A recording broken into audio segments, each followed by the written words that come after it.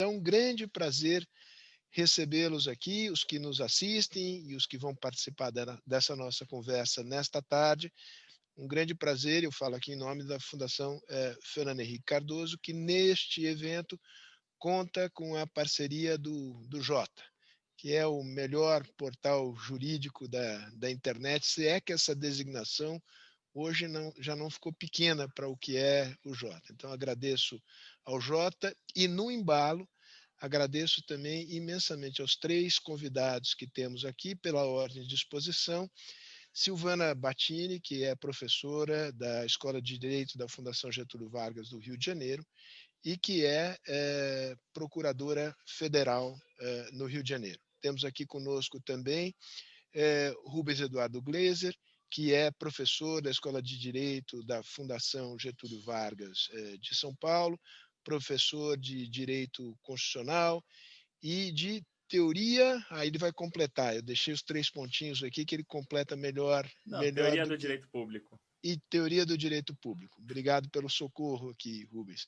E, por fim, mas de modo algum menos importante, o ministro Herman Benjamin, juiz do STJ. O tema de hoje é a Lava Jato. Não é necessário aqui fazer o relato de um conjunto de movimentações que tem havido no mundo jurídico e no mundo político, que tem como objeto as forças-tarefas criadas no âmbito da Operação Lava Jato, Lato Sensu, que tem como objeto também sentenças proferidas por tribunais superiores em relação a julgados da Lava Jato, e criou-se a dúvida, na opinião pública, na opinião especializada, se estaria ou não estaria havendo uma espécie de operação desmonte da Lava Jato. A nossa pergunta aqui certamente se dirige a essa questão, mas ela é um pouco mais ampla. Procura fazer um balanço do que foram esses últimos 4, 5 anos em que a Operação Lava Jato e seus desdobramentos tiveram um protagonismo enorme na cena judiciária e política brasileira, qual é o legado disso, e o eventual arrefecimento da Lava Jato, se isto significa necessariamente um retrocesso no combate à corrupção. Temos 3 debatedores aqui da melhor qualidade. Eu pediria, se não houver objeção de ninguém, 1 minuto para os nossos comerciais. Eu gostaria de exibir aqui as logomarcas das empresas que patrocinam a programação anual de seminários da Fundação Fernando Henrique Cardoso. Eu agradeço a todas elas e a cada uma. Peço agora que a tela seja retirada. E, sem mais delongas, Silvana, eu passo a palavra para você. Combinamos aqui 10 minutos cada um, mas com indulgência benigna aqui da parte do moderador. Então, a palavra é sua e, na sequência, fala Rubens e, ao final, o ministro Benjamin. Vamos em frente. Muito obrigada, Sérgio. Boa tarde a todos e todas. Quero iniciar agradecendo enormemente o convite para mais uma vez estar aqui no Instituto. Para mim é uma honra enorme, uma satisfação muito grande fazer parte desses eventos que já são, na verdade, eventos super importantes para o debate público brasileiro hoje. Então, agradeço, Sérgio, pelo convite mais uma vez. Imagine, você tem cadeira cativa aqui, Silvana. Obrigada. A terceira vez não será a última. Muito obrigada. Que bom saber. Quero cumprimentar também os meus colegas dessa mesa virtual hoje, ministro Herman Benjamin, professor Rubens Eduardo, meu colega de FGV, e cumprimentar também todos os que nos assistem agora. E vou direto ao tema, né? Para mim, que sou membro do Ministério Público Federal, e já fiz parte da Lava Jato, não vou dizer que seja absolutamente confortável, nem tranquilo a gente tratar desse tema sobre um suposto fim da Lava Jato, se estamos ou não estamos assistindo a esse fim. Fim é uma palavra que nos remete a morte. E a gente, então, está aqui para refletir, no final das contas, se a Lava Jato está ou não está morrendo. E daí porque falar de morte, né, nos planos puros, né, da racionalidade é muito difícil. Então, é melhor sempre lembrar um pouco de poesia. E aí, João Cabral de Melo Neto já, uma vez, na sua obra Imortal, e teve a coragem de perguntar e colocar na sua obra a morte morrida ou a morte matada. Né? Se perguntar para o defunto carregado na rede se ele tinha morrido de morte morrida ou de morte matada. E quando se pensa em Lava Jato, se a Lava Jato está morrendo, é preciso fazer essa pergunta. Se ela está morrendo, ela está morrendo de morte morrida ou de morte matada? E a resposta não é fácil, porque ao contrário daquele defunto que era carregado lá na rede, né, na imortal obra do poeta, a Lava Jato é uma coisa muito mais complexa, que tem muito mais braços, pernas, cabeças e corpos, e que não dá para matar com uma bala só, se for por obra da morte matada. Não dá para pensar numa única emboscada, né? Uma única definitiva ou derradeira. Porque para de fato a gente saber se Lava Jato está ou não está moribunda, né, é preciso saber primeiro do que é que nós estamos falando quando a gente fala de Lava Jato. Então, o que é a Lava Jato para esse tipo de reflexão que a gente faz nessa tarde? É possível a gente pensar na Lava Jato como um episódio histórico deflagrado em 2014 com um grupo de colegas, procuradores da República, em Curitiba, puxando um fio de meada e inaugurando uma forma de combate à corrupção do plano punitivo, sancionatório. É bom que se diga isso, a Lava Jato não é uma estratégia de combate estrutural à corrupção, mas é uma estratégia de combate sancionador da corrupção. Portanto, ela é um pedaço só desse grande cenário de combate à corrupção. Então, esse episódio histórico deflagrado a partir de 2014, né, que desencadeia uma série de investigações, com um fio condutor que acabou desdobrando, ganhou a mídia, ganhou o debate público, ocupou o debate político também, desfez biografias. Essa Lava Jato, que começa em torno da Petrobras, né, sobreviveu a várias emboscadas, quase morreu de morte matada, né, mas sobreviveu. E é claro que quando a gente pensa nessa Lava Jato, como esse episódio centrado em Curitiba, em torno de Petrobras, ela haveria, a partir de um determinado momento, ao fim de um determinado ciclo, morrer de morte morrida, né, de forma natural, pelo exaurimento do seu objeto. O fato é que, pela dinâmica da investigação, ela acabou dando filhotes, né, em outros estados da federação. Acho que o exemplo mais importante desse desdobramento é o que se passou no Rio, que se passa no Rio de Janeiro, né? A Força-Tarefa da Lava Jato do Rio de Janeiro, ela tem uma fonte em Curitiba, né? É um desdobramento de Curitiba, embora no Rio de Janeiro tenha ganhado uma autonomia e uma cara, uma personalidade bastante diferente da sua prima em Curitiba. Mas há também outros primos da Lava Jato paranaense que não tem nada a ver, que nem vieram, nem tem como fonte a Lava Jato de Curitiba, como, por exemplo, o grupo da Força Tarefa que acabou extinto em São Paulo, né, cujo trabalho não tinha nada a ver com a Lava Jato do Paraná, e mesmo algumas outras forças-tarefas, por exemplo, em Brasília, que também nada tem a ver com a original, a Força-Tarefa Lava Jato de Curitiba. Mas a verdade é que nesse cenário do debate nacional sobre o combate à corrupção, né, do ponto de vista judicial, do sistema de justiça, tudo acabou sendo misturado, né, tudo é Lava Jato, tudo vem dali, embora sejam coisas bastante diferentes. Tá? A Força-Tarefa, por exemplo, Greenfield, em Brasília, ela nunca ninguém chamou exatamente de Lava Jato, mas tem lá uma personalidade própria, tem objetos próprios. Mas no momento em que a gente está discutindo se há ou não um fim da Lava Jato, é pertinente a gente pensar também nessas primas congêneres, porque há um fio condutor em torno de todas elas, embora sejam objetos diferentes, trajetórias diferentes. Bom, o que é que existe em comum entre todas elas? É que nós estamos falando de uma nova metodologia de investigação e combate no plano judicial da corrupção, e que não é que ela tenha sido inventada na Lava Jato de Curitiba. A Lava Jato de Curitiba, eu volto a falar sempre, ela é fruto de processo histórico, ela não caiu do céu, ela decorre de anos de aprimoramento, de amadurecimento do sistema, né? Ela tem um momento certo para deflagrar, mas ela é fruto de processo histórico.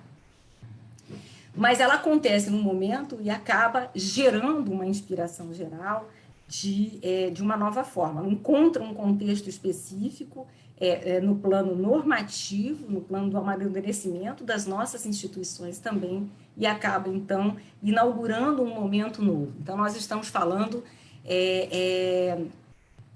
de um outro plano, então, de Lava Jato. Não a Lava Jato como um acontecimento histórico, como um grupo que aconteceu em Curitiba, que deu frutos específicos, mas passamos a falar de uma Lava Jato num conteúdo menos concreto e mais nesse sentido que o Sérgio falou de um legado, né? Em que consiste esse legado? Um modelo, na verdade, para mim, que estou vendo de dentro da instituição, do Ministério Público Federal, um novo modelo de atuação. Investigações baseadas fortemente em colaborações premiadas, né, que trazem um avanço muito grande, né, no plano da atuação, um emprego de tecnologia na investigação, de técnicas especiais de investigação, a cooperação internacional, a articulação entre várias instituições do Estado, então uma articulação no plano horizontal e também uma articulação interna no Ministério Público no plano vertical entre as diversas instâncias que passam a atuar de forma coordenada e colaborativa. Isso promoveu avanços estratégicos na atuação do Ministério Público, extremamente importante. Nós tivemos avanços, por exemplo, em medidas cautelares muito importantes no plano do combate à corrupção. Não falo apenas de cautelares de natureza pessoal, como as prisões, mas também de cautelares no plano real, de bloqueios de bens, de recuperação de ativos em escala que nós nunca tínhamos visto acontecer no Brasil. Mas tudo isso acontece e esse nível de sofisticação, de trabalho que se tem hoje nessa nova forma de investigação e de atuação no plano penal do combate à corrupção, nos remete para uma constatação absolutamente inexorável. Isso é trabalho que exige especialização, expertise. Não é trabalho de generalistas. A gente faz um concurso para procurador da República, um concurso para magistratura, tem uma gama enorme de campos para se atuar, de formas de atuação, mas a atuação do combate à corrupção neste nível de criminalidade organizada exige especialização, exige expertise, exige formação específica e exige dedicação exclusiva. Nós estamos falando de processos em que nós teremos como ex-adversos os melhores advogados do país.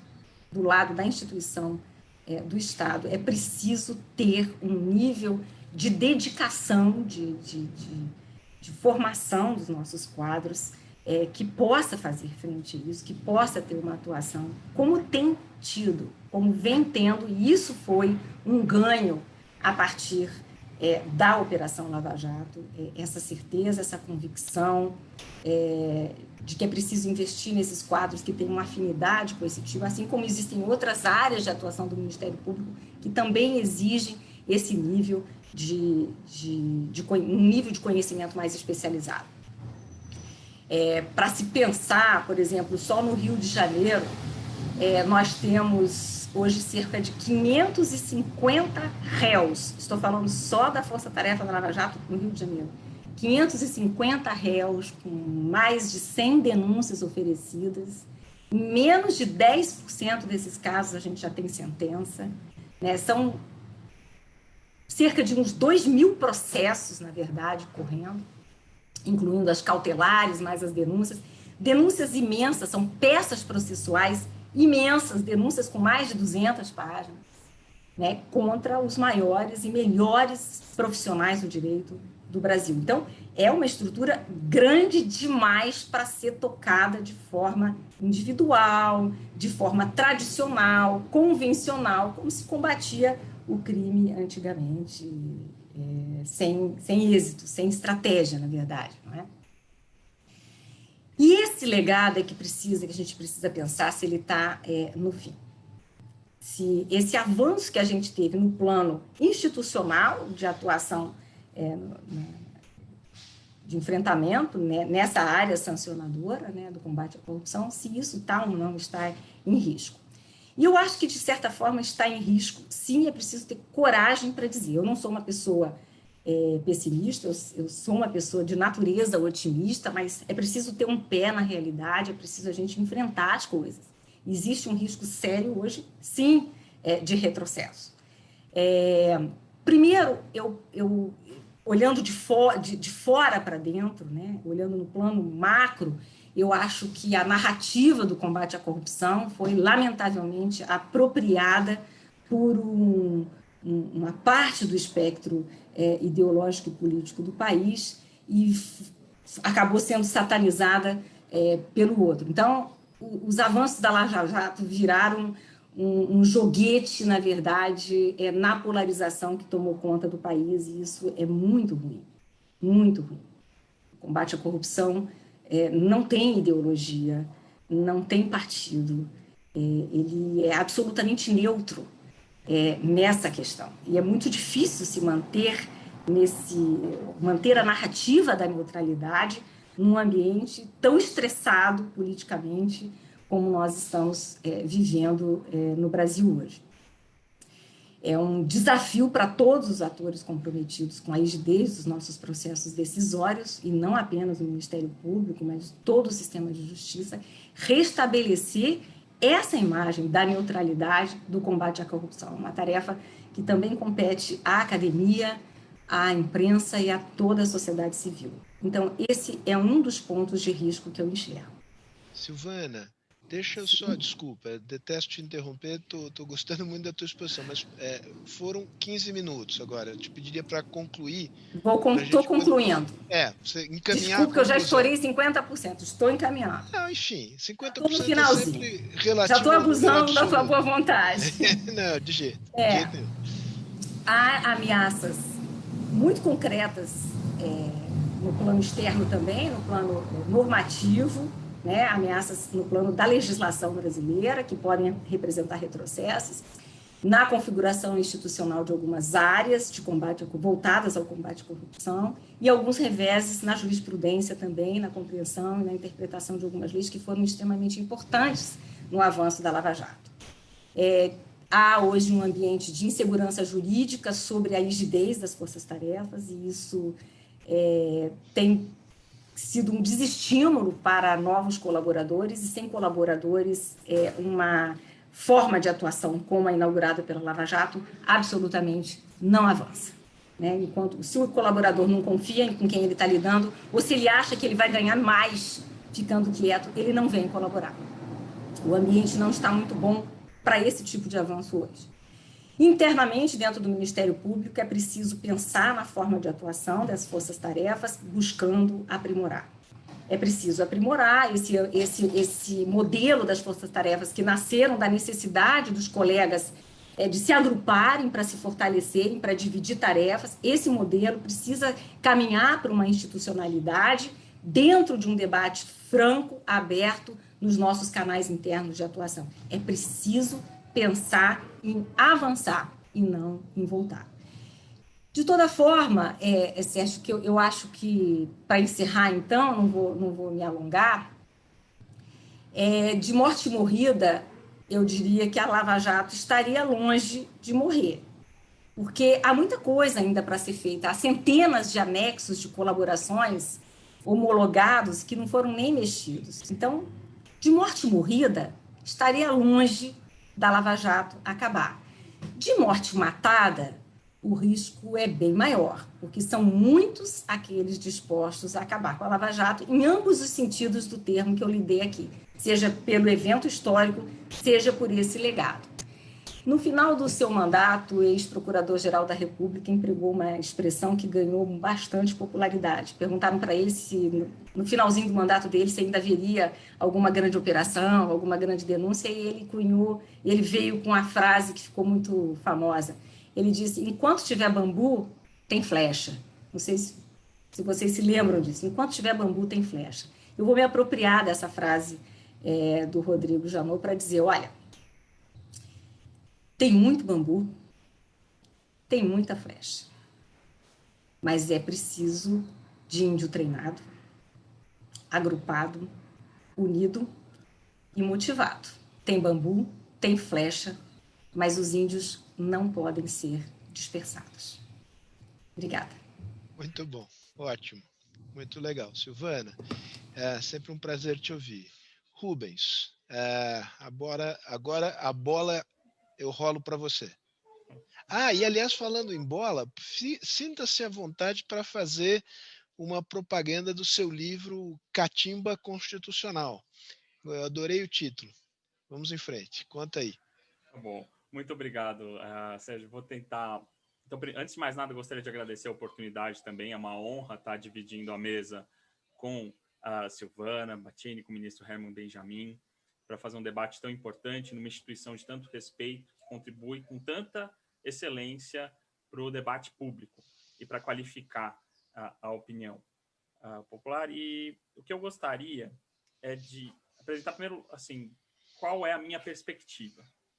Eu venho aqui apresentar uma perspectiva razoavelmente com um pouco mais de distanciamento do que os meus colegas de mesa, porque eu não atuo dentro do sistema judiciário com a Operação Lava Jato. O que eu fiz foi estudar muito a Operação Lava Jato, acompanhar a literatura sobre combate à corrupção e intervir no debate público sobre a Lava Jato, seja para fazer críticas, seja para louvar os benefícios e seja para apresentar as suas nuances e ambiguidades. Eu gostaria de fazer uma fala inicial, então, curta, que apresenta 3 recados e coloca uma reflexão. Eu acho que a Silvana fez algo muito interessante, trouxe lirismo e qualificou o que ela está chamando de Lava Jato, né? Que vai ajudar a gente a pensar sobre a questão da morte matada e morte morrida. Mas eu acho que a Operação Lava Jato, olhando de fora, parte delas são essas operações, com muito bambu e muita possibilidade de flecha. Mas a Operação Lava Jato também foi um momento da vida brasileira de constante palpitação, em que se acordava num dia e não sabia se ia ter alguém sendo preso, se um partido ia ser derrubado, parecia que o mundo estava de pernas para o ar e nós passávamos por uma grande transformação que era impulsionada pela Operação Lava Jato. Esse sentimento passa. E um movimento que parecia ser irrefreável parece que foi descarrilhado. E como a indicação da Silvana faz, de morte matada, né? Alguém mexeu no volante. Os 3 recados que eu gostaria de colocar a esse respeito são os seguintes. Em primeiro lugar, dizer que a retaliação do mundo político para uma operação com as características da Operação Lava Jato era previsível e inevitável. Em segundo, dizer que o combate à corrupção carreada com esse protagonismo de grandes operações com características como a da Lava Jato tendem a trazer prejuízos ao combate à corrupção no médio e no longo prazo se não forem acompanhadas de determinadas medidas estruturais.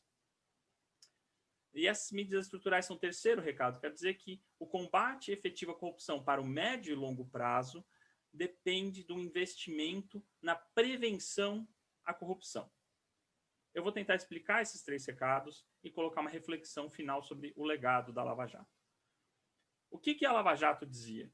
O que a literatura dizia sobre a Lava Jato? Bom, que operações de larga escala, atingindo agentes relevantes e que mobilizam constantemente a opinião popular, tendem a um processo de politização dos agentes, politização da operação, de tensionamento do debate público. E essa foi uma observação que foi feita pelo ex-juiz, ex-ministro da Justiça, Sérgio Moro. Ele publicou em 2004 um artigo muito interessante chamado Considerações sobre a Operação Manipulite, que foi, parece, a grande inspiração logística, tecnológica da Lava Jato, que trouxe inspirações na década de 90 como uma grande operação que derrubou a alta cúpula do poder político da Itália, mas que, passados 10 anos, viu um recrudescimento severo do cenário do combate à corrupção. Você teve agentes da operação caindo em desgraça, você teve a eleição de políticos altamente envolvidos com corrupção, você teve a aprovação de um ambiente regulatório, econômico, que tornou muito mais difícil detectar e combater a corrupção, e você gerou uma desconfiança severa, uma impressão de uma crise de legitimidade severa na democracia italiana. O próprio Sérgio Moro reconhece isso. No entanto, ele diz, de maneira muito otimista, em 2004, que é preciso mimetizar a operação, que é baseada nessa tecnologia das delações premiadas, que vão rastrear esse crime invisível, né, que não deixa documentos, que é da corrupção, e de mobilização da opinião pública. Ele fala isso de uma maneira muito ciente, e muito ciente também dizendo que isso é uma ponta de lança para permitir as reformas estruturais, sem as quais o combate à corrupção é condenado ao fracasso. Rodrigo Janot, então Procurador-Geral da República, foi avisado de algo muito semelhante em 2 ocasiões, verbalmente. Uma delas está presente e declarada no seu próprio livro de memórias, Tudo Menos que Nada, Tudo Mais que Nada, não lembro o título agora. O título é menos feliz do que a expressão do bambu. Mas ele dizia o seguinte, que por volta de 2015, uma deputada italiana, depois de um evento oficial, lhe pergunta o seguinte: quando vai acabar a operação? O senhor já sabe quando vai acabar? Que a cada dia que ela persiste, você mobiliza cada vez mais forças para encerrá-la e minar a autonomia das autoridades e instituições de investigação e controle. Ele achou que aquele papo era exagerado, ele disse, que hoje entende. Em 2016, ele esteve num evento na FGV de São Paulo com a Susan Rose Ackerman, uma das grandes estudiosas do combate à corrupção no mundo, professora de Yale, que dizia que, perante os impressionantes números de delação premiada, se não houvesse uma reforma do sistema de prevenção, todos esses avanços poderiam ser realizados, poderiam ir por água abaixo, de alguma maneira. E parece que essa lição não foi aprendida. E o que a literatura apontava como risco se concretizou muito. Toda essa tragédia que a Silvana disse, né? Poxa, combate à corrupção não tem ideologia, como que isso é ideologizado? Quando você faz com que as forças de controle, punição e repressão, que tem uma atuação crucial para o país, atuem com protagonismo no espaço público, é natural que os poderes políticos tentem se apropriar dela. As que conseguem vão dizer que essa é a sua bandeira também, vão se filiar a ela, e aqueles que não podem vão demonizá-la. Isso já coloca ela numa situação naturalmente tensa. Um dos outros efeitos é o seguinte: se transmite à população que o combate à corrupção é feito por essa via, que a Silvana também esclareceu muito bem, que é punitiva, e que tem, por esse motivo, um escopo muito restrito, um alcance muito restrito. Você não acaba com nenhum crime aumentando o número de policial na rua. Se você tivesse um policial por esquina, mesmo assim você não conseguiria evitar todos os crimes. A luta do combate, ela é infinita, ela é importante. Acabar com a ideia da impunidade é central. E a Lava Jato faz uma inflexão crucial na cultura política e no imaginário social brasileiro em relação à impunidade. Pessoas poderosas, em níveis políticos e econômicos, poderiam sim ser punidas. E faz essa contribuição gigantesca. No entanto, pouco foi feito nos níveis estruturais. As pessoas confiaram tanto na Lava Jato, surgiram os lavajatistas, que, de alguma maneira, disseram o seguinte: olha, esquece o Congresso. Isso aí não tem solução. E era justamente esse Congresso que deveria ser pressionado a fazer as reformas estruturais. Um exemplo muito claro é que, nesse processo todo, de lá para cá, de 2014 para cá, não houve nenhuma mudança relevante no sistema de licitação, de contratação pública, que é um foco de corrupção. O que a gente está falando de uma regulação disso? Então, eu acho que um exemplo pode ser até fora da corrupção.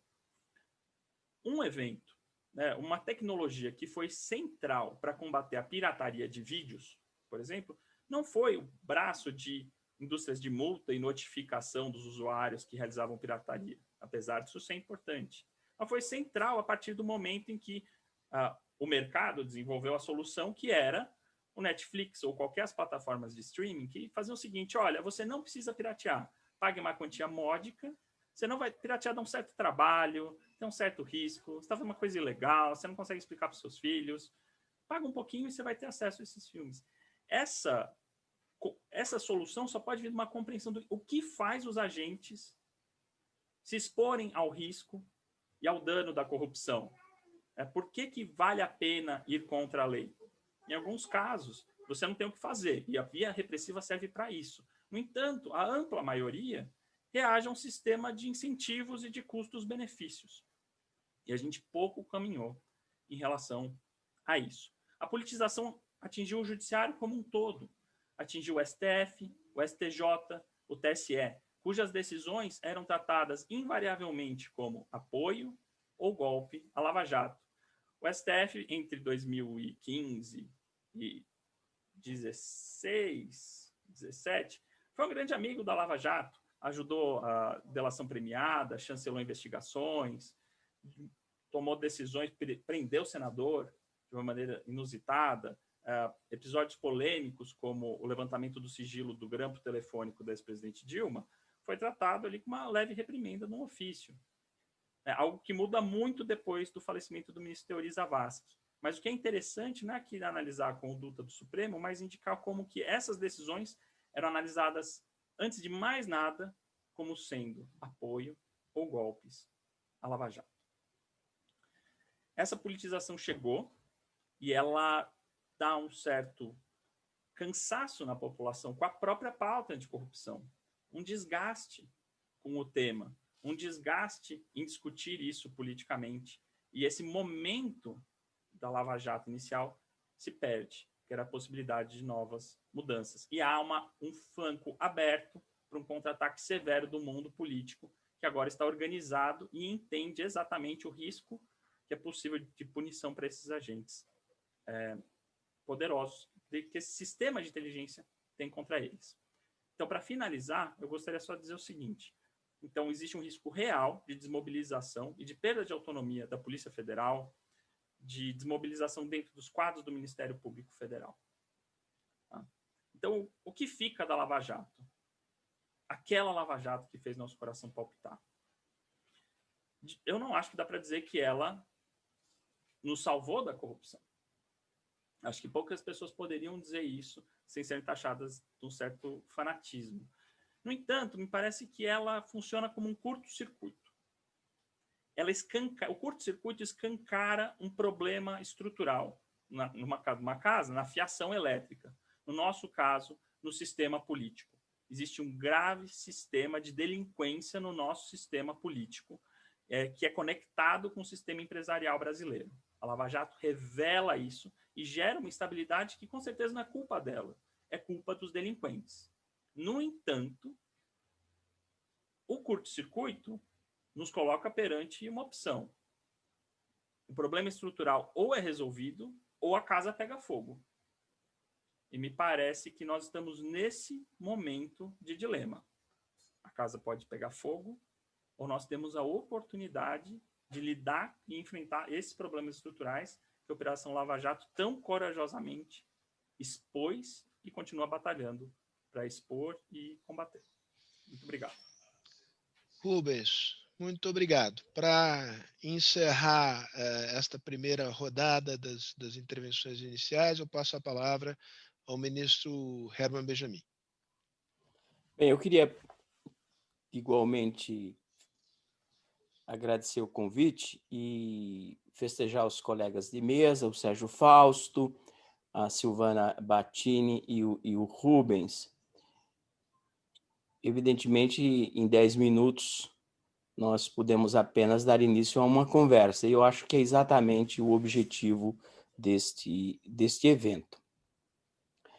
Eu não gosto de tratar do tema da corrupção à luz da Lava Jato, e quase que rejeitei o convite do Sérgio Fausto. E apenas me convenci de participar deste evento quando fui informado que, embora o título fizesse uma referência à Lava Jato, o que nós estamos discutindo mesmo é a questão da corrupção perante o direito e as instituições jurídicas no nosso país e, evidentemente, as conexões com a sociedade como um todo. E eu não gosto de tratar de Lava Jato, ou se quiserem, da corrupção à luz da Lava Jato, por várias razões. A primeira delas é que este modo de debater corrupção nos leva ao varejo, mesmo que seja um mega varejo. A Lava Jato é apenas uma exteriorização de um problema muito mais amplo no nosso país. E o varejo nos encaminha à fulanização. No instante em que falamos em Lava Jato, de imediato aparecem rostos, aparecem sofrimentos pessoais, aparecem observações de justiça ou de injustiça do caso concreto. A segunda razão é que a Lava Jato é uma operação, e vou chamar assim, judicial, policial, de caráter penal. E o tratamento que no mundo se dá nos países mais desenvolvidos à corrupção é holístico. Envolve o aspecto penal, mas também o civil, de responsabilidade civil, o administrativo, o cultural, enfim, o político, do funcionamento das instituições, as licitações, como fez referência o professor Rubens. E o terceiro ponto, e eu paro por aqui, é que a Lava Jato virou grife. E as grifes sobrevivem da apropriação. E, neste caso, a Lava Jato foi apropriada por setores, a Silvana Battini fez referência a este fenômeno, que não representam, pelo menos no discurso político-partidário, o leque de instituições e pessoas que, por razões absolutamente republicanas, se preocupam e têm que se preocupar com a corrupção. Então, em tudo isso, penso que tratar da corrupção pelo viés apenas da Lava Jato, nós corremos um grande risco de enfrentar um problema muito sério para a República e cair nos braços das paixões de toda ordem. E isso, nós sabemos, prejudica profundamente não só o bom senso, mas a capacidade das pessoas de pensarem de maneira racional. Agora, tratando mesmo da corrupção, e deixo a Lava Jato para os colegas Silvana e Rubens, que já deram um panorama com muito conhecimento, eu passo, então, aos aspectos que me parecem mais relevantes no tema da corrupção. O primeiro é ufanismo que nós temos no Brasil em sentidos opostos. Um ufanismo positivo, que se ouve recentemente, que a corrupção acabou, e um ufanismo negativo, a perspectiva que o Brasil é o pior sistema político e administrativo no mundo, em que a corrupção aqui é muito mais grave do que em outros locais. Não é nenhuma coisa nem outra. Não custa lembrar que não faz muito tempo, menos de 20 anos, na França, na Alemanha, as grandes empresas, e eu cito nomes, a Siemens, corrompiam governos estrangeiros, funcionários estrangeiros, e podiam deduzir os valores pagos em propina do seu imposto de renda. Este é um elemento para realmente nos posicionar no plano internacional. Também ainda no plano internacional, o Brasil hoje combate a corrupção não só porque precisa para a sua sobrevivência, mas porque é signatário de compromissos internacionais de transparência e de correção nos negócios públicos e privados. E é nisso que nós promulgamos, no governo da presidente Dilma Rousseff, a lei anticorrupção, e me corrija a data, acho que de 2013. Então, não basta pensar que nós estamos enfrentando a corrupção olhando para o nosso umbigo. A corrupção hoje tem um tratamento internacional, tanto quanto os direitos intelectuais, marcas e patentes, a proteção do meio ambiente, os direitos humanos, ou seja, o mundo que se preocupa com seus cidadãos e com a boa administração entende que o Estado social não pode existir num clima de corrupção. Porque o Estado social gasta e colhe os recursos da população. Isso significa dizer que as oportunidades para a corrupção são muito maiores. E saindo realmente, me afastando da Lava Jato, para mim o grande risco que nós enfrentamos no Brasil hoje são as tentativas de desmantelamento da Lei da Improbidade Administrativa, promulgada em 1992 e que está em vias de ser rasgada na Câmara dos Deputados, já com um relatório final que veio a partir de um texto que mutilava profundamente a lei preparada por um grupo de especialistas em direito. Eu não digo especialistas na lei da improbidade administrativa. E aqui o argumento que se vem utilizando é que, e se fala abertamente, é que no Brasil há uma espécie de apagão das canetas. Não sei se todos já ouviram esta expressão. Ou seja, o administrador público estaria com medo de administrar. Estaria com medo da lei da improbidade administrativa.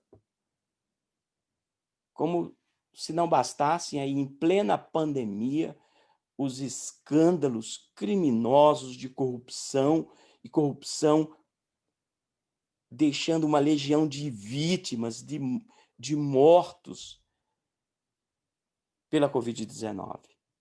Então, este argumento do apagão da caneta ou das canetas é não só falacioso, como é extremamente perigoso. E o que é interessante é que este projeto que está na Câmara dos Deputados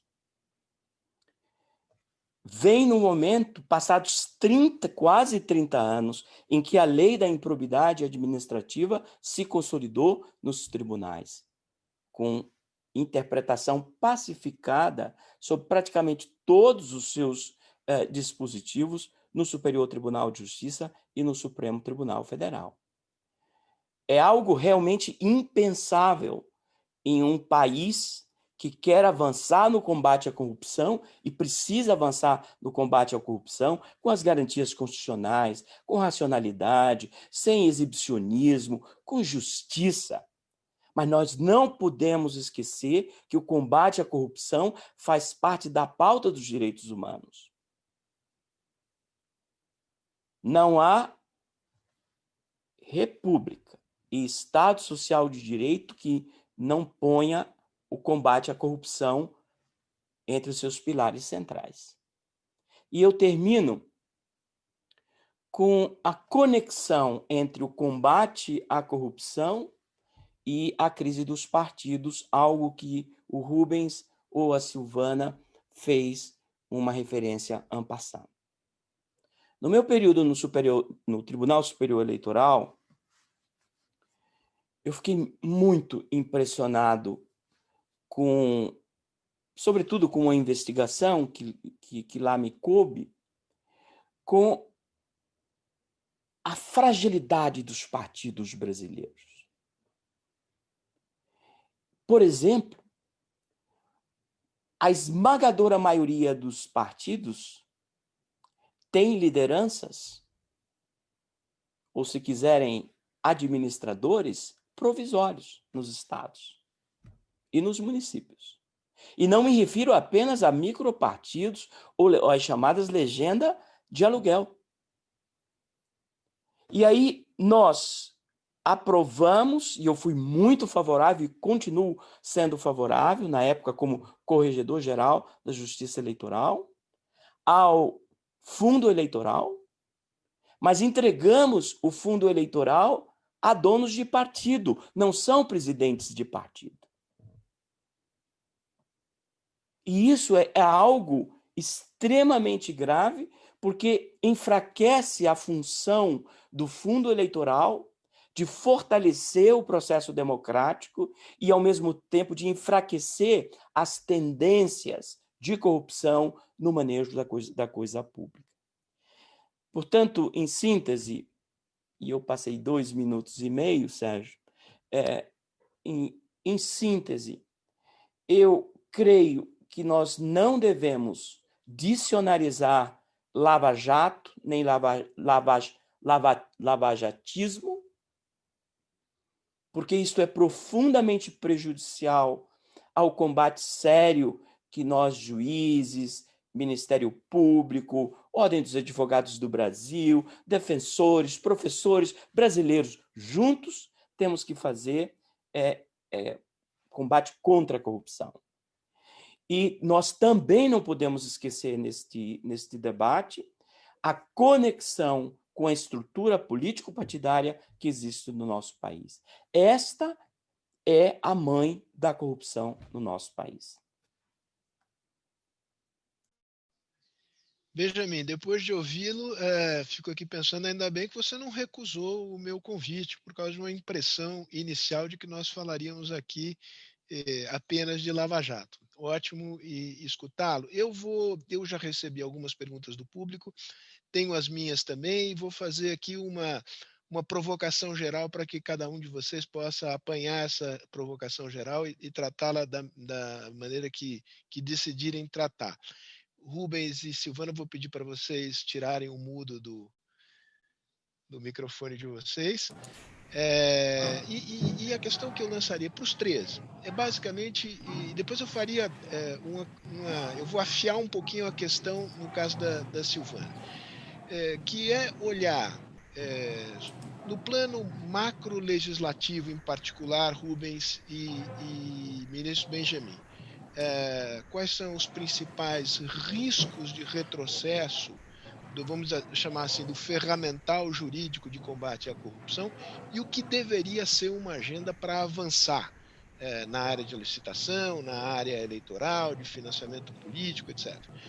No caso da Silvana, assim como você, pelo fato de que você, digamos, fez ênfase na Lava Jato e falou das diversas emboscadas que a operação tem sofrido, Se você se sentir à vontade, eu gostaria que você descrevesse quais são essas emboscadas, e deixemos que Rubens e ministro Benjamin tratem do plano macro legislativo, do ponto de vista propriamente operacional, de onde surgem essas emboscadas. Silvana, eu passo a palavra primeiro a Fausto, você. eu sugiro que nós, por favor, desliguemos os microfones, porque há um ruído de fundo muito forte. Sim, faremos isso. Então vamos lá. Só aquele que estiver falando, Silvana, se você puder iluminar um pouquinho mais teu rosto, está um pouco escuro. Opa, maravilha. Melhora. Pronto, luz, câmera. E eu vou câmera, começar, não ação. é melhor começar do macro agora? Não. Você diz, Silvana, aqui de coração aberto, não quero te colocar em bola dividida. Se achar que essa bola está muito quadrada, você não, vamos lá. Chuta ela para a lateral, que eu saberia entender. Me parece que é um pouco difícil a gente separar as coisas, por isso que eu digo que não sei se seria mais conveniente eu terminar, eu começar. Porque me parece que essas várias camadas de emboscadas, digamos assim, da Lava Jato, elas podem vir de várias fontes. De uma maneira geral, me parece que o risco da polarização política hoje é central. Essa desvincular, na verdade, o trabalho do Ministério Público com a questão do estresse político, eu acho isso muito importante. Acho que essa é uma emboscada das mais graves. A segunda é porque temos, sim, algumas iniciativas no plano legislativo, por exemplo, uma rediscussão sobre o crime de lavagem de dinheiro, que é muito sério, muito grave, e que pode trazer retrocessos muito importantes para o plano do tipo de combate à corrupção que se faz dentro do sistema de justiça eleitoral. Então, é grave a gente pensar que isso pode retroceder. Então, na questão ainda no plano normativo, a rediscussão sobre a prisão em segunda instância, que é uma coisa que não volta, não amadurece, isso é importante voltar, esse é um tema absolutamente relevante que deveria ser visto como prioridade no país, quando se pensa se essa é uma agenda importante de combate à corrupção do Brasil. E no plano assim, de organização, me parece que é um momento crítico, óbvio que todas as instituições devem fazer a sua avaliação interna. O que é que deu certo, o que é que não deu certo e como que a gente pode continuar. Então, do ponto de vista do Ministério Público, eu acho que é o momento de se fazer isso também. O trabalho em equipe, o trabalho de grupo, é uma estratégia que o Ministério Público Federal sempre teve, que desde o início, ao contrário do trabalho do juiz, que é um trabalho sempre muito solitário, o trabalho do Ministério Público tem uma natureza absolutamente compatível com o grupo, com a construção de apoios em rede para atuação. E esse tipo de trabalho que se faz em combate à corrupção, nesse plano macro, de macro delinquência econômica, é um trabalho que depende dessa articulação em grupo. Então, o que eu quero? Esse desenho de força-tarefa, que é um nome que nem corresponde mesmo à origem dele, né, porque não é exatamente uma força-tarefa, são grupos de trabalho de procuradores que se reúnem. É importante que esse tipo de desenho seja aprimorado, seja institucionalizado, de forma a preservar a alma da instituição, que é a independência funcional.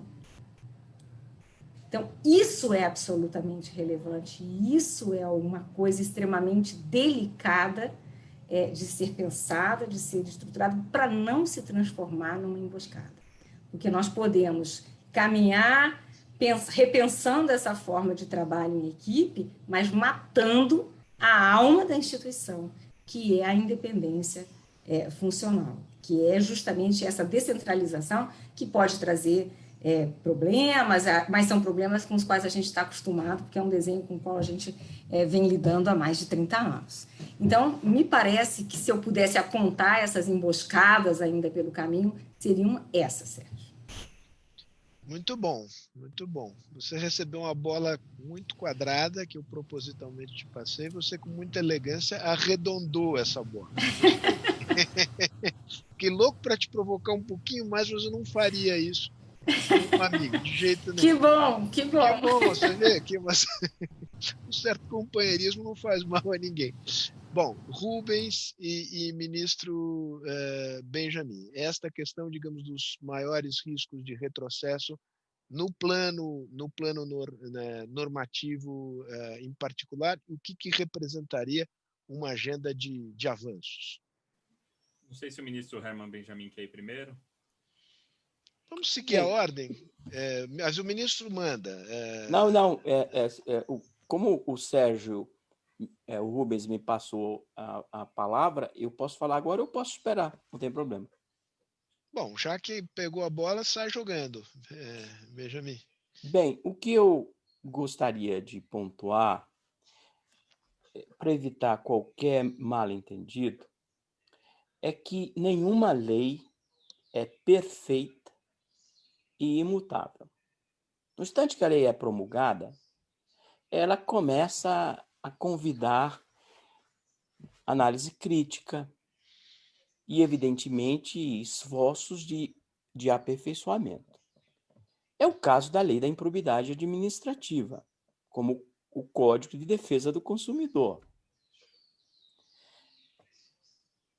Passados quase 30 anos, é evidente que a lei precisa de aperfeiçoamentos. Por exemplo, ela não diz uma palavra sobre nepotismo. Ela não diz uma palavra sobre violência policial, tortura.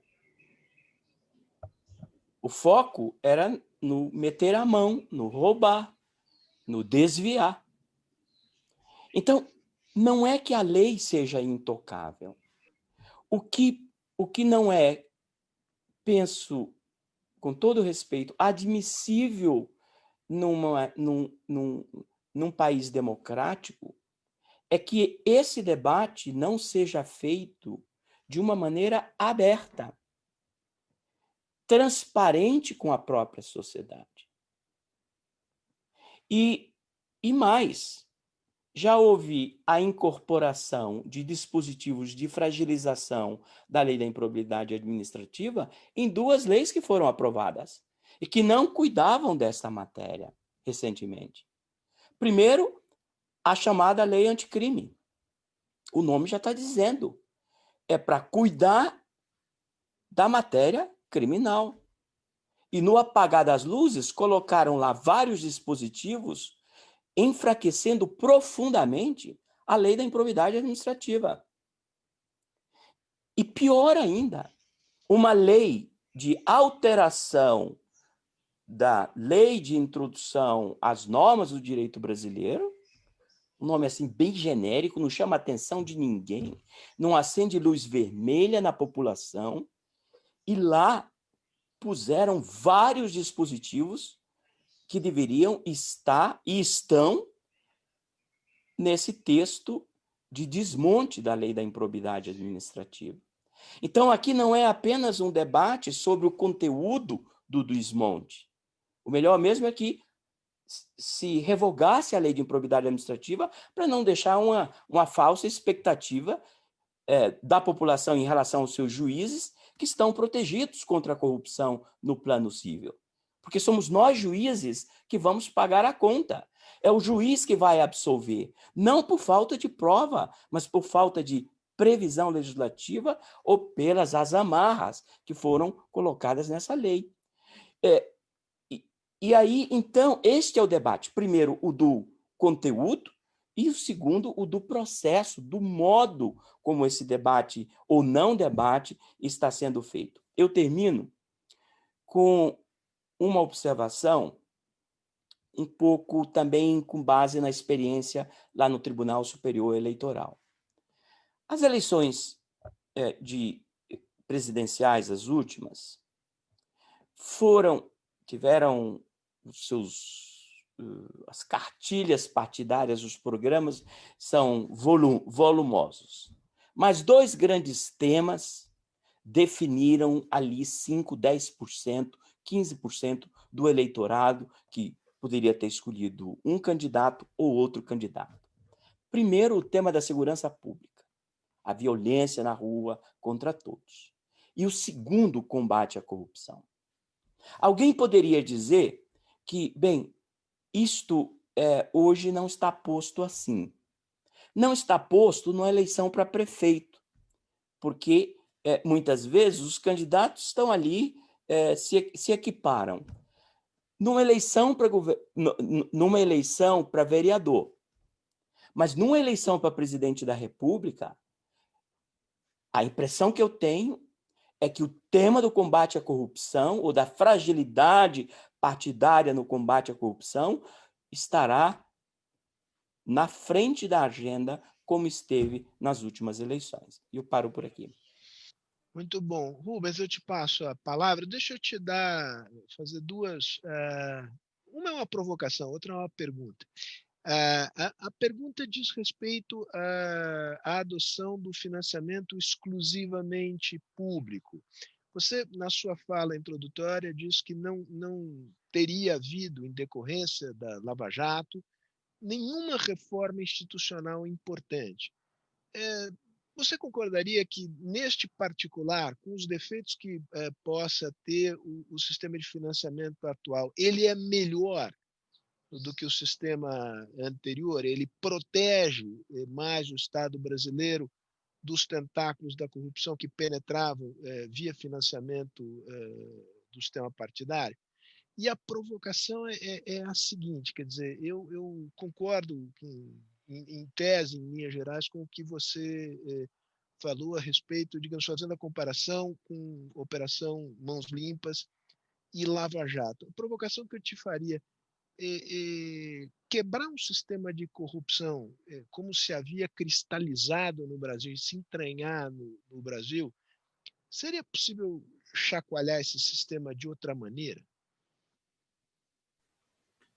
Bom, eu acho que as suas perguntas, Sérgio, e outras que estão sendo feitas no chat, e várias colocações da Silvana e do ministro Herman, colocam e apontam, acho que nunca é demais frisar o seguinte: existe uma limitação muito grande da modificação que pode ser feita via Ministério Público, via Judiciário, via órgãos de controle, que elas são intervenções de repressão, e quando elas afetam essas grandes regras, né, como o sistema de financiamento que foi modificado pelo STF, elas são pontuais e elas nunca vão ter, ou elas dificilmente vão ter, essa dimensão sistemática. Então, por um lado, quando elas desestabilizam, e acho que o termo bom é esse, elas desestabilizam determinadas relações de corrupção, de criminalidade, elas não extinguem ela.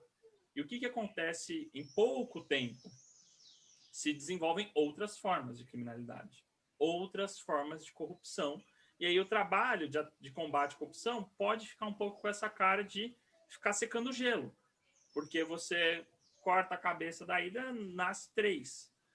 Então, eu acho que qual é a dimensão institucional que demanda normatizações? Tá? Acho que, em primeiro lugar, né, nós estamos assistindo um processo de erosão muito sutil de minar a autonomia dos órgãos de investigação e controle. Está sendo minada a institucionalidade dos órgãos de investigação e controle. Você vê órgãos de fiscalização ambiental dentro da Receita Federal, você vê que dentro da própria Operação Lava Jato, a operação teve que entregar os seus dados. Existe um momento... Nem é tão sutil assim, né, Rubens, essa desmontagem? Ela não é sutil para quem acompanha, mas é difícil você dizer que tem um ato. Né? Você tem muitos atos difusos, né? Você tem um vídeo aqui, uma ameaça ali, um pequeno ato normativo aqui, outro ali, corta-se um orçamento, não se executa um orçamento, e daí depois passa-se 1 ano, passa 2 anos, e você fala, nossa, aquela estrutura da Polícia Federal, poxa, foi modificada toda a equipe, o que aconteceu? O que aconteceu com aquele sistema que fazia isso e aquilo? Então, acho que a proteção da autonomia é central para a agenda, né? Para todo esse aprendizado institucional, desde a Operação Castelo da Areia em diante, isso é central. tem que identificar quais são os poderes de interferência do Procurador-Geral da República, do Ministro da Justiça, sobre a Polícia Federal, por aí vai. Acho que outro ponto que é central é o seguinte, o combate na seara, como chamou muita atenção o ministro Herman Benjamin, o combate à corrupção na seara administrativa é central. A corrupção tem que ser combatida de uma maneira preventiva, não só na esfera punitiva. A criminalização ela é a antirregulação, de alguma maneira. E a regulação existe, entendermos, nós precisamos dos dados, nós precisamos da inteligência, de quem corrompe, por que corrompe, com quais motivos, que tipo de dispositivos nós podemos colocar para incentivar a delação. Poxa, se não tem delação premiada com a prisão em segunda instância, porque existe um bloqueio do tema, quais são os outros mecanismos que fazem pessoas que... Será que não existe um sistema de competição mais saudável? Pessoas que estão fora do esquema de corrupção não gostariam de ser premiadas ao denunciar a corrupção que está ocorrendo, o cartel que está ocorrendo e sendo devidamente protegidas? Então, a gente precisa desses dados, a gente precisa desses diagnósticos mais apurados. E eu acho que no âmbito do Ministério Público e da Polícia Federal, a sugestão são operações menores, mais pontuais, pequenas operações que podem ter alcance muito importante, mas mais curtas, porque os danos da politização são gigantescos e hoje elas são visíveis no STF. Hoje todo mundo fica olhando para o STF falando, olha só, né? Ele passou de herói para inimigo da nação. Isso é uma parte do que eu tento narrar no Catimba Constitucional, é esse processo de 2015 diante da STF, essa derrocada gigante, achando que não vai chegar nas outras instituições. Mas essa politização é perversa e ela pode chegar nas outras instituições como os demais tribunais superiores, como os órgãos de investigação e controle que hoje gozam de uma reputação muito importante junto à população. Então, eu acho que essas são as questões aí que eu diria que, eu não sei se são macro ou micro, mas eu quis devolver essa bola. Muito bom, Rubens. Silvana, aproveitando a tua experiência na Justiça Eleitoral, eu te faço uma pergunta que nos chegou aqui, do Fernando Melo Barreto, que é do Jota. Como é que você vê a questão, digamos, do sistema eleitoral brasileiro, proporcional com lista aberta, a forma de financiamento? Te parece que criar um sistema que barateie o custo de campanha seria a chave para reduzir estruturalmente a corrupção no Estado brasileiro? A segunda pergunta é uma pergunta que ficou lá atrás. Eu queria te perguntar a respeito da importância para o avanço que fez a Lava Jato, e se isto, digamos, fica como um legado, se esses canais institucionais permanecem, da colaboração com autoridades judiciárias de outros países, que esse é um tema que também se politizou muito. Bom, obrigada pela pergunta. Eu adoro falar de direito eleitoral. Eu gosto muito de falar de combate à corrupção, mas eu gosto muito do direito eleitoral também. E acompanhei com muita atenção a passagem do ministro Herman Benjamin pelo Tribunal Superior Eleitoral. E deixou contribuições absolutamente relevantes e importantes para o avanço do direito eleitoral brasileiro. Sim, eu acho que é muito importante quando se pensa em recuperar, digamos assim, a rigidez dos nossos processos decisórios e pensar nessa corrupção em ambientes de mais ética e mais lealdade que o combate à corrupção exige, é absolutamente indissociável de se pensar o sistema eleitoral. Eu tenho uma piadinha que eu sempre falo, que eu comecei como professora de direito penal, depois eu passei para o direito eleitoral, eu ficava com as duas disciplinas na faculdade e me sentia desconfortável, que não é muito bacana, na academia não se vê com bons olhos o professor que dá duas disciplinas, até o dia em que as coisas se uniram. E eu fiquei um pouco mais confortável de saber que as minhas duas disciplinas estavam dialogando, né, tão perto. A gente descobriu que a Lava Jato trouxe isso de forma muito clara, né, que o financiamento das campanhas eleitorais estava profundamente ligado a esses grandes esquemas de corrupção. Então, sim, é preciso mudar, é preciso modificar, é preciso repensar esse sistema, porque muitos dos grandes esquemas de corrupção trazidos à luz pela Lava Jato mostram justamente que os vínculos da campanha eleitoral são importantes. Mas, nesse ponto, eu não acredito em nenhuma solução mágica. Vamos mudar o sistema eleitoral, vamos baratear a campanha. Nós já tivemos várias medidas de barateamento de campanha e nem por isso conseguimos recuperar um ambiente um pouco mais ético. É preciso, não acredito numa bala de prata única, né? Vamos mudar, vamos passar para um sistema de lista fechada, vamos partir para voto distrital misto. São medidas boas, algumas delas eu concordo, outras acho que precisam ser melhor discutidas, mas há coisas até mais simples que podem ser pensadas no direito brasileiro, que podem trazer um ambiente melhor. E nesse ponto, eu recupero a fala do ministro: os partidos políticos.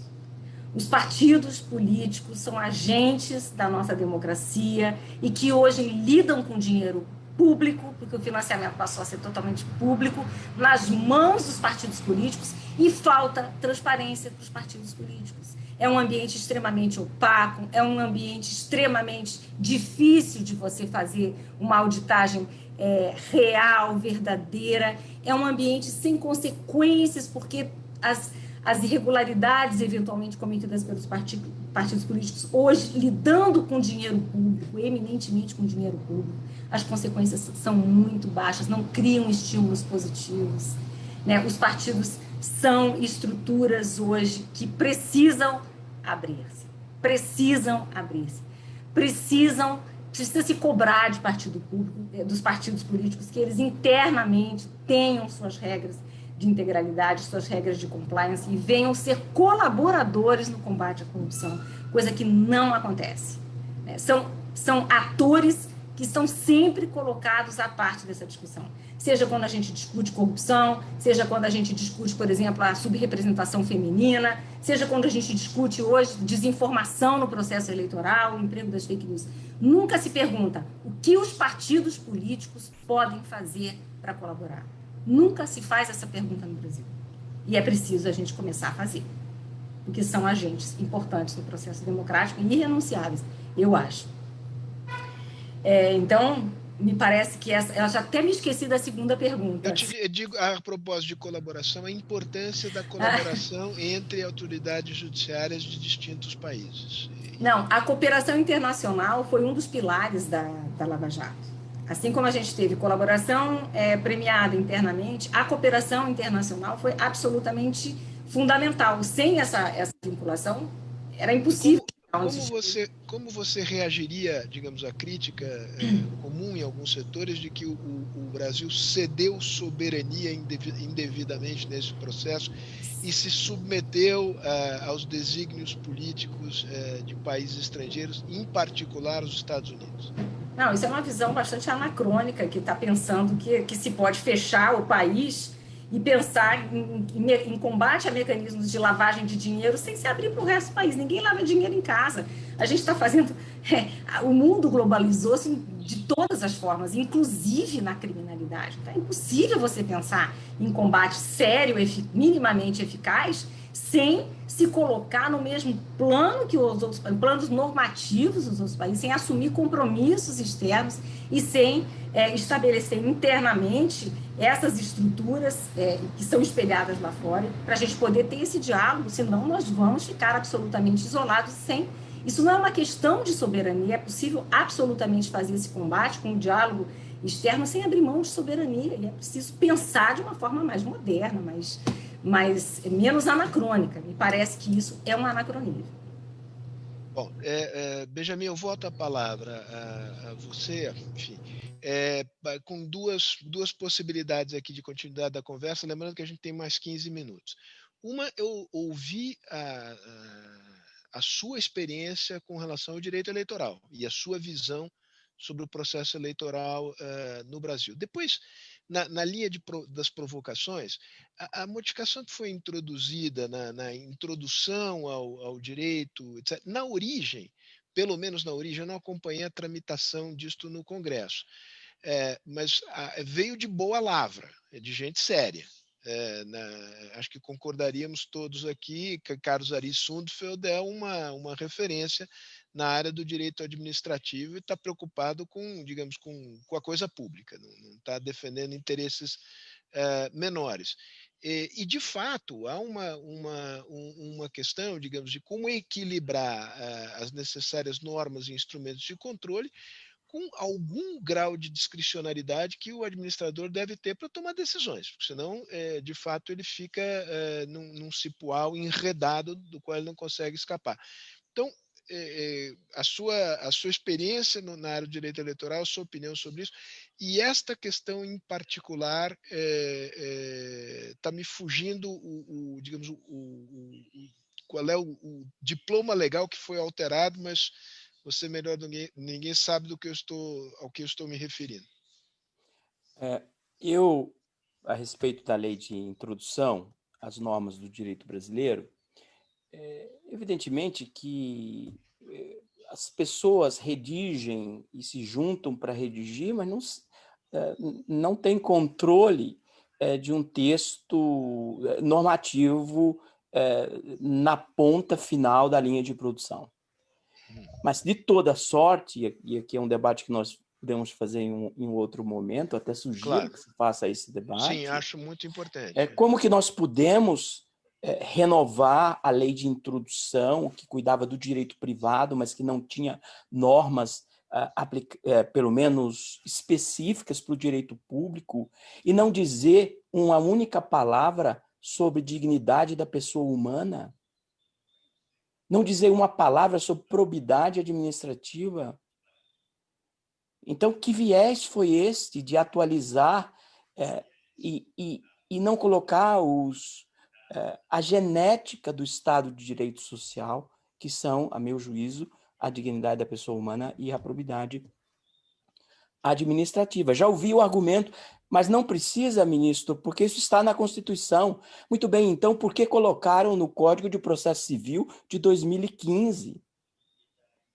Fala-se, inclusive, em solidariedade. O Estado social é, por natureza, a expressão está dizendo, baseado na solidariedade. Nada disso foi incluído.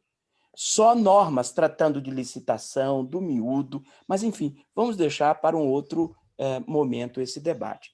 E aí eu me volto para o direito eleitoral, que, tal qual a Silvana, eu também tenho um apreço muito grande. E começar respondendo a algo que você perguntou lá atrás, e perguntou para o Rubens, sobre o preço das campanhas eleitorais do nosso país. Nós já avançamos muitíssimo. E eu viajo muito à África, e vez ou outra chego num país para dar um curso para os juízes, na universidade, etc., no momento de uma campanha eleitoral. Já assisti comício em que são distribuídos brinquedos no palco pelo candidato. E presentes de toda a natureza, quilo disso, saco daquilo.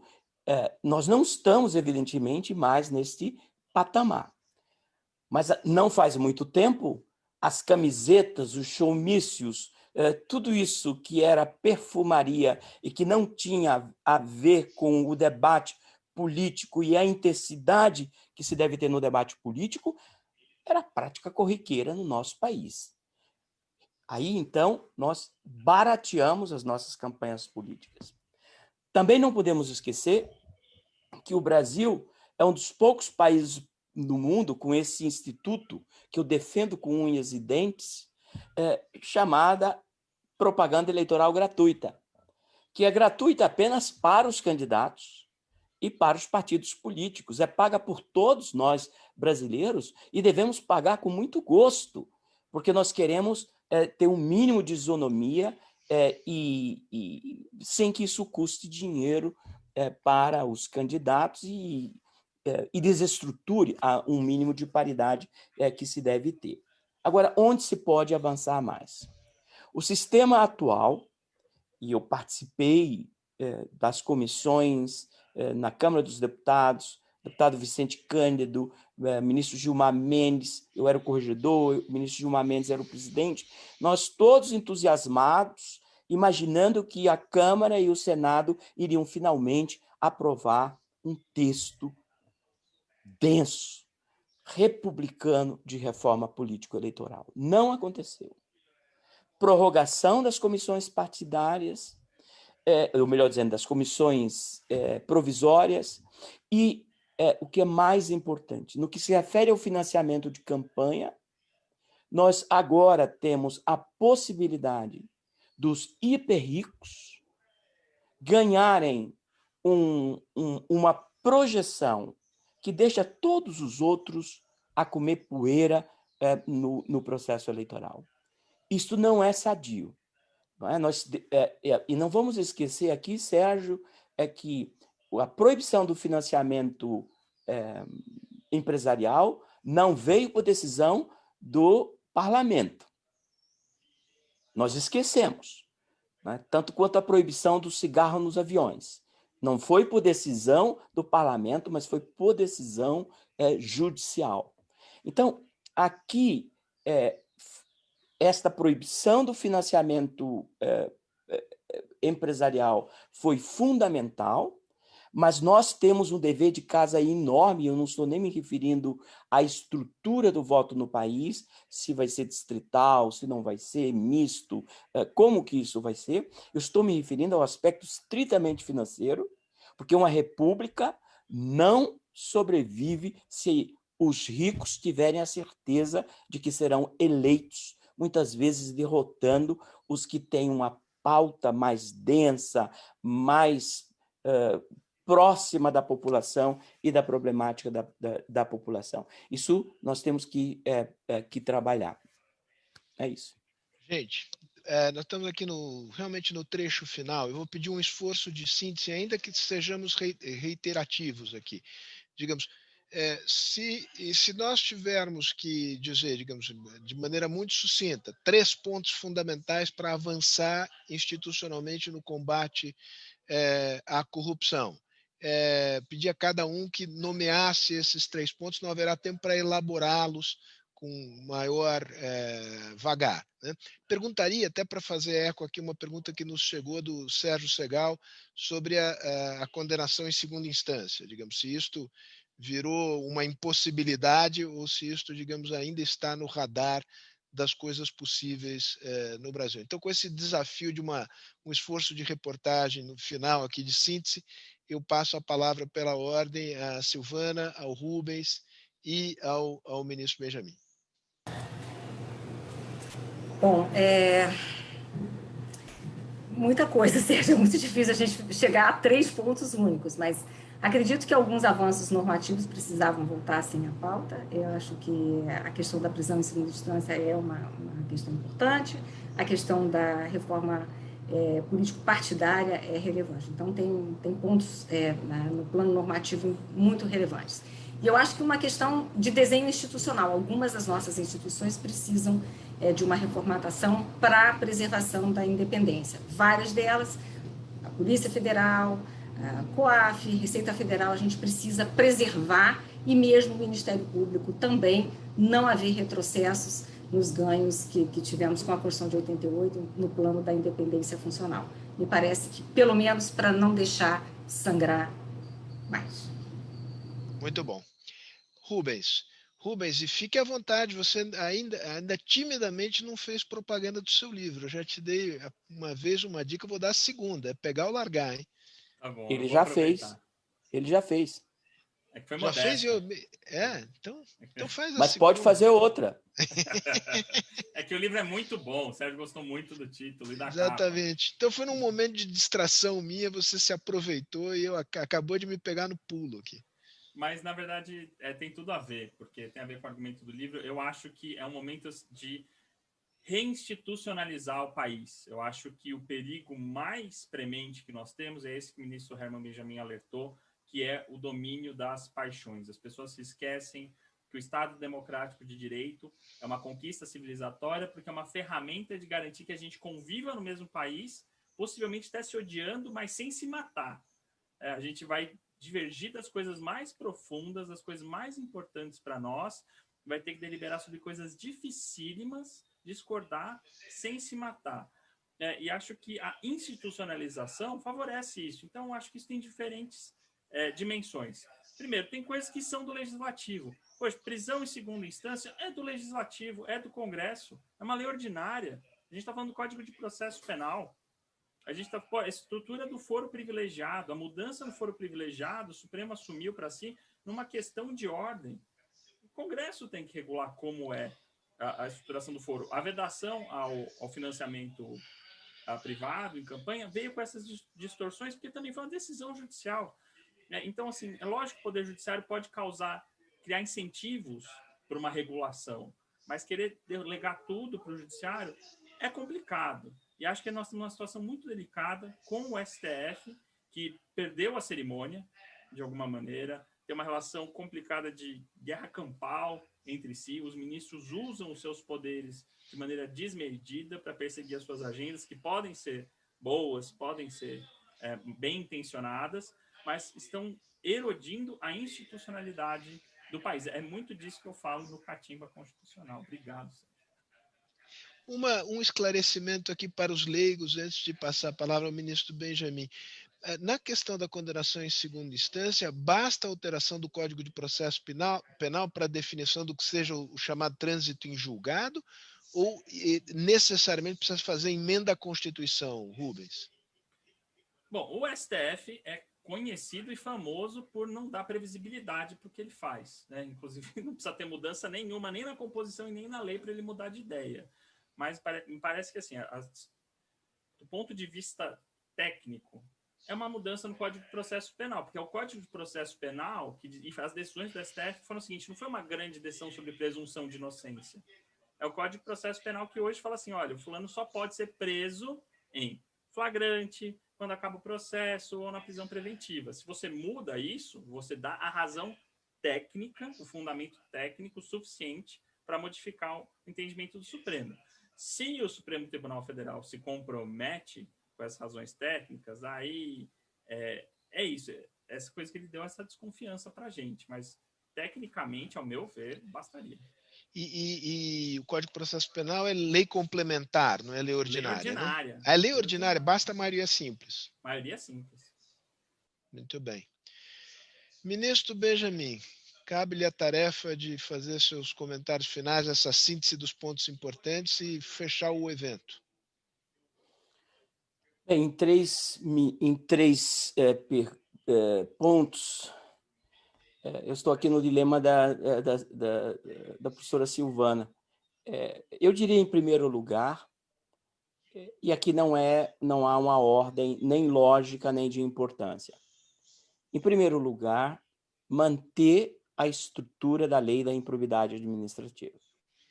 Esse será o maior golpe sofrido pelo combate à corrupção no nosso país, se esta lei for desmontada, como parece que será, a se crer no texto que está em vias de votação na Câmara dos Deputados. O segundo ponto seria enfrentar a questão político-eleitoral partidária. Porque sem nós fazermos este rearranjo, numa perspectiva estritamente republicana, as causas vão ficar aí. Algo que nós não tivemos tempo de analisar é, por exemplo, as categorias de propina. Isso eu aprendi muito no Tribunal Superior Eleitoral.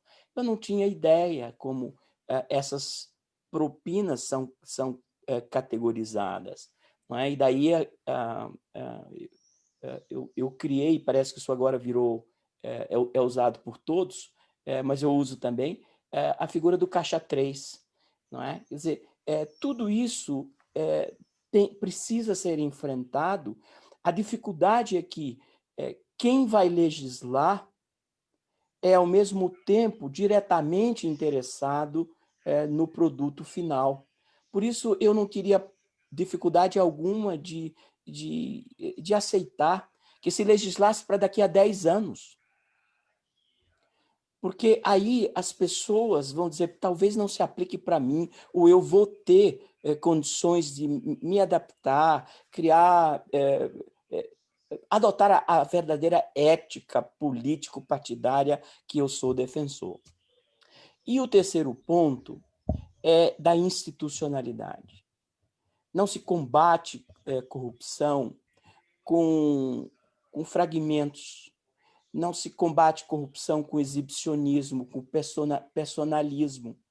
A corrupção é um estado de vida, e também o combate à corrupção é um estado de vida do bem, olhando para o Estado social, para a República como um todo.